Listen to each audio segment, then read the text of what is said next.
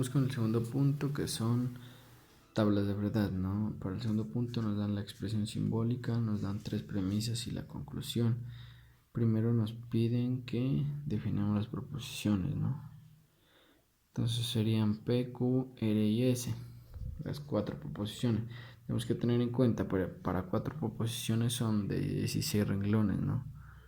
Que sería 2 elevado a la 4. Y para tres proposiciones son 8, que sería 2 elevado a la 3.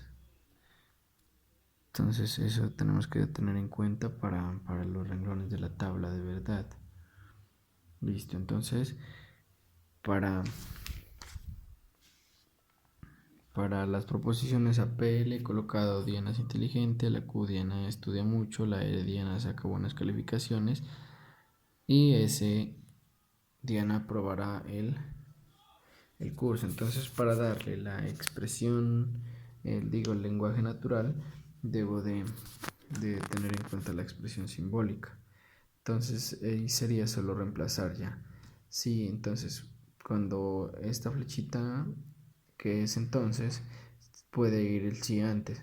Entonces diría si P, que es Diana es inteligente, entonces aprobará el curso.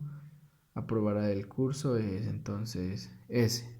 Entonces digo, si Diana es inteligente, entonces aprobará el curso. Para esta que significa y, o puede ser coma, entonces digo y, lo que signifique Q, Diana estudia mucho, entonces lo que signifique R, Diana sacará buenas calificaciones. Y aquí sigo, coma o una I. Lo que signifique P, Diana es inteligente. Y sí, ahí sí va el y lo que sea Q. Diana estudia mucho. Entonces, como esto ya es conclusión,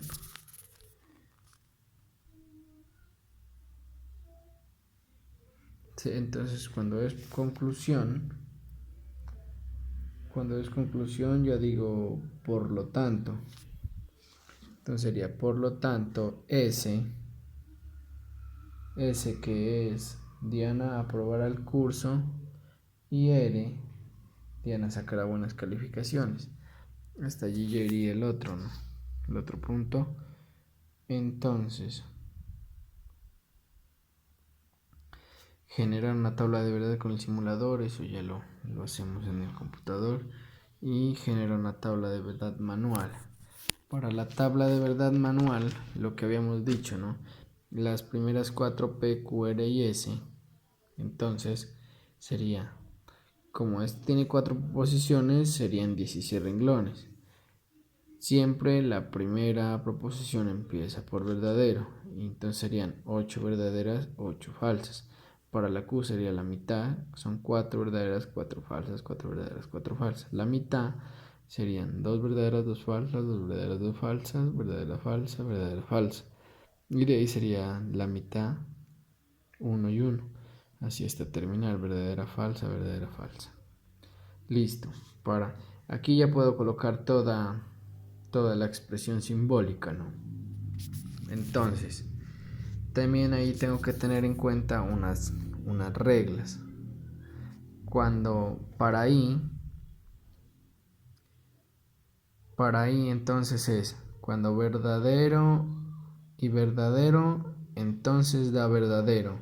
Las demás todas son falsas, ¿no?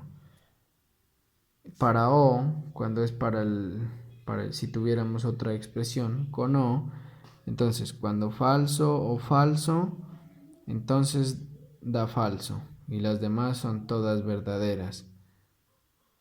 Y para la flechita que es el entonces sería verdadero, entonces falso igual falso. Las demás todas son verdaderas. Entonces con esas reglas ya podemos hacer estas serían las premisas, ¿no? Entonces iniciamos a sacar todas las premisas primero. Entonces serían, ¿no? Como aquí miramos que es flecha, entonces entraría lo que es verdadero, entonces falso es igual a falso. Y P, verdadero, y S, verdadero, entonces me da P es verdadero, ¿no? Y S es verdadero. Si fuera B y F, entonces sería falso. Pero si no es eso, entonces las demás todas son verdaderas. Entonces aquí me da verdadero. Aquí verdadero y falso me da falso. Verdadero y verdadero, verdadero, verdadero y falso me da vuelta falso. Solo cuando es verdadero y falso me da falso. De lo contrario, todo, si es verdadero y verdadero, me da verdadero. Todo lo que no sea verdadero y falso me va a dar verdadero. Únicamente cuando da verdadero y falso, entonces me da falso, perdón. Entonces miremos todos los falsos que en realidad coinciden. P es verdadero, Q, S es falso, entonces me da falso. En esta otra también miramos verdadero, verdadero, B falso, me da falso. Y esas serían las únicas dos, ¿no? Entonces vamos para lo mismo para Q y R. Q, si primero es verdadero y luego falso, me va a dar falso, de lo contrario me da verdadero. Aquí podemos mirar que cuando Q es verdadero y S es falso, perdón, Q y R es aquí, ¿no? Cuando Q es verdadero y R es verdadero, me va a dar verdadero. Solo cuando Q es verdadero y R es falso, me da falso. Miremos todas las falsas, ¿no? Verdadero y falso me da falso. Listo, entonces con el I decimos que verdadero y verdadero me da verdadero, el resto todo me da falso. Entonces con el I, entonces aquí es P y Q, ¿no? Sería P y Q, B y B, entonces me daría verdadero, B y B, verdadero, verdadero, verdadero. Cuando aquí que cambia, me da falso ya. Entonces entre estas dos me daría falso acá en esta otra, ¿no? Entonces cuando las dos no sean verdaderas va a dar falso. Si miramos que aquí todas son falsas y como inicia todas por falsas, ya sé que acá todas van a ser falsas también. Listo, entonces ahorita voy por el S y R. Es la misma cuestión, ¿no? El S, cuando S es verdadero y R es verdadero, entonces me da verdadero. Cuando S es falso y verdadero, me da falso. Es la misma regla, ¿no? Tiene que ser verdadero y verdadero para que me dé verdadero. Si es algo distinto, me va a dar falso. Entonces miramos aquí en esta cuestión, ¿no? Falso y falso me da falso. Solo cuando las dos son verdaderas, podemos mirar que acá me da verdadero. Aquí también, de lo contrario, todo es falso, pero tenemos que tener en cuenta la regla. Ahora podemos mirar que ya sacamos la premisa 1, de la 2, las 3 y de la conclusión. Entonces vamos a sacar lo que es I, ¿no? Pero para I vamos a utilizar la premisa 1 y la premisa 2. Entonces, cuando las dos son verdaderas me va a dar verdadero. ¿Listo? Si aquí es falso y verdadero me va a dar falso. Solo cuando esta premisa 1 y esta premisa 2 son verdaderas me da verdadero, de lo contrario son falsas. Listo, ¿no? Supongamos ya hicimos toda esta. Tenemos que sacar la otra i. Para la otra i, supongamos, como ya utilizamos esta 1 y la premisa 2, supongamos que estas ya no existen. Entonces vamos a sacar el total de i y el total de esta premisa, que sería otra premisa. Entonces sacamos entre esta y esta, comparamos, ¿no? Cuando es verdadero me da verdadero, cuando es falso y verdadero me da falso. Es la misma ley porque es la i. Entonces miramos que solo cuando esta i es verdadero y esta premisa da verdadero, me va a dar verdadero acá. Y podemos observar que solo la primera, cuando i es verdadero y la premisa es verdadera, me da verdadero, de lo contrario todo me va a dar falso, porque no inicia por verdadero acá. Tiene que estar verdadero aquí y verdadero acá para que me dé verdadero en esta, pero la única que está así es la primera. Entonces de allí ya hemos sacado estas dos, ¿no? Vamos a sacar el entonces de la conclusión, o por lo tanto, que significa que ya es conclusión. Entonces ya miramos que utilizamos esta premisa, digamos el valor de esta con el valor de esta, ¿no? Entonces no hemos utilizado este y este, entonces vamos a comparar este y con esta conclusión para sacarle el de la flechita o el del entonces. Entonces para el entonces sabemos que B entonces F, verdadero entonces falso, me da falso, lo demás todas me dan verdadero. Entonces verdadero y verdadero me da falso. Solo cuando me da verdadero y falso es falso. Entonces pues, miremos una aquí. Aquí podemos observar que, o sea, ninguna no me cumple con la ley, por eso aquí todas me dan verdaderas, ¿no? Entonces tendría, para que haya una negativa aquí o una falsa, debería haber un verdadero y un falso acá. Pero miramos que hay verdadero y verdadero, entonces la ley dice que para el entonces verdadero y falso es igual a falso, pero de lo contrario todas son verdaderas. Entonces verdadero y verdadero me da verdadero. Entonces aquí falso y verdadero, entonces ya me da falso.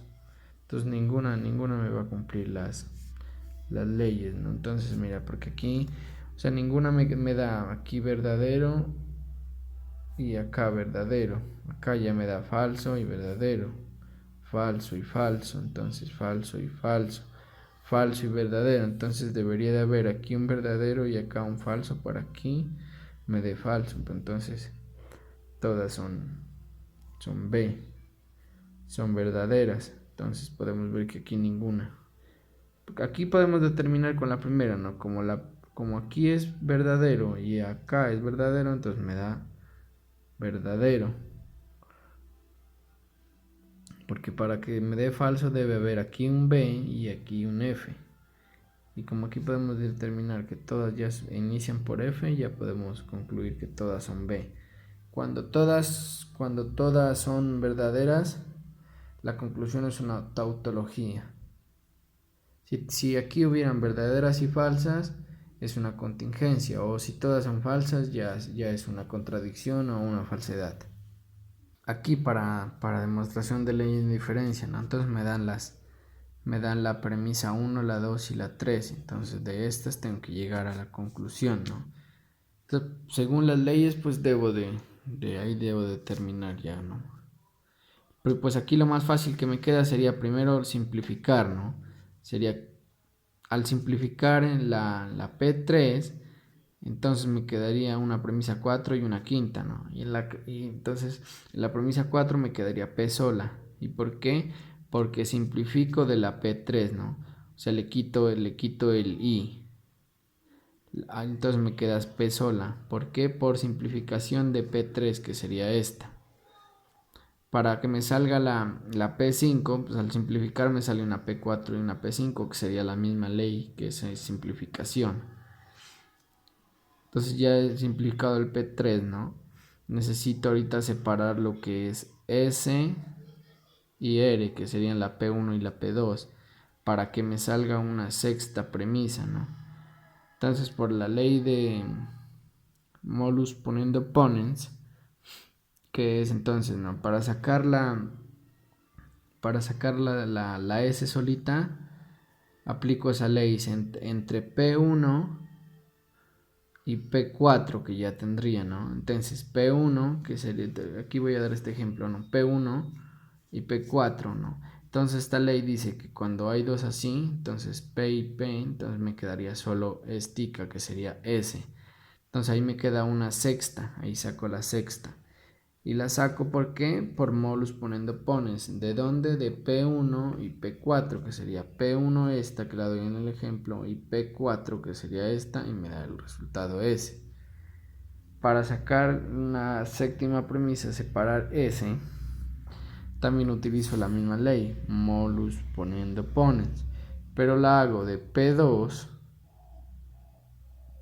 y P5, que sería P2, Q y R, y P5 sería Q. Entonces, haciendo el mismo ejemplo, Q y R, y aquí Q, me quedaría R y me sale una séptima premisa. O acá puedo utilizar nos supongamos que esta sería la premisa 2, RU, y R me quedaría U. Es el mismo procedimiento por la misma ley, ¿no?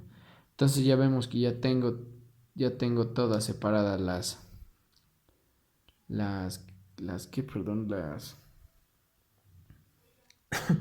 las proposiciones. Ya tengo en una P4 la P, en la P5 la Q, en la P6 la S, en la P7 la R. Entonces debo de llegar a un P8, que sería una octava premisa, que sería la unión, ¿no?